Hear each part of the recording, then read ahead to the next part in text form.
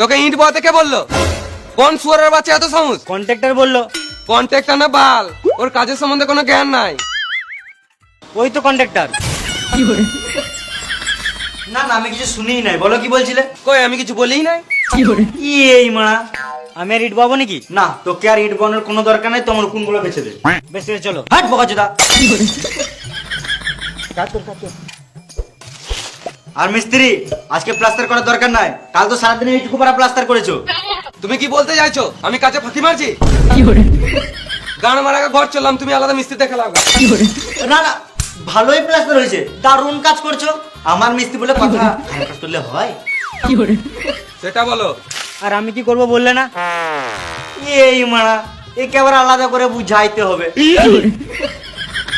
আমরা দুজন মিলে কথা বলছি তো, তোকে বলে তুই বালু বুঝবি না। মিস্ত্রি, তোমাকে আজকে আর প্লাস্টার করতে হবে না। একটা রুমে ভুল করে দুটো দরজা হয়ে গেছে, তুমি একটা দরজা ইট দিয়ে বন্ধ করে দাও। ঠিক আছে, এ ইট বারে।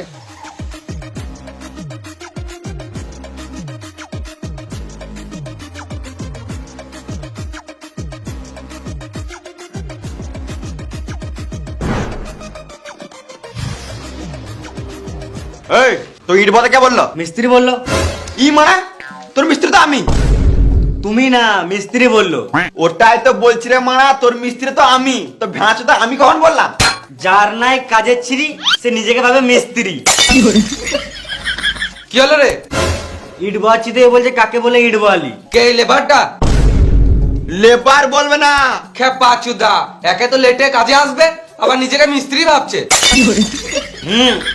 চুপ করে কাজে লাগ। শুধু বলছে কাজ কর, কি করবো সেটা তো বলো। যা বালি বহাগা।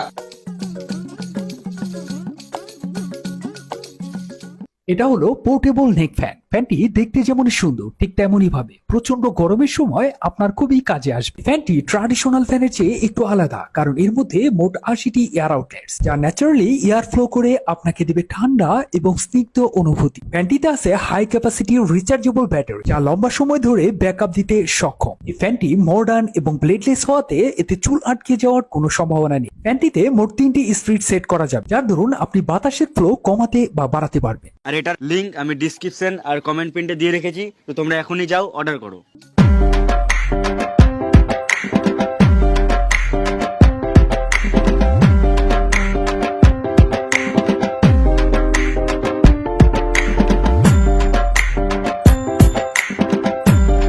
ছি ছি ছি ছি ছি ছি ছি ছি। আরে না না ভাই, কি হলো? কোন সুরের বাচ্চা বাড়িতে হেগেছে? আমি? ছি মারা। এতে আমার কোনো দোষ নাই, মিস্ত্রি বলেছে তাই আমি গেছি। খেপা চুদা, মিথ্যা বলছিস। আমি তোকে প্যাকেটে একে ঝোপে ছুটতে বলেছিলাম।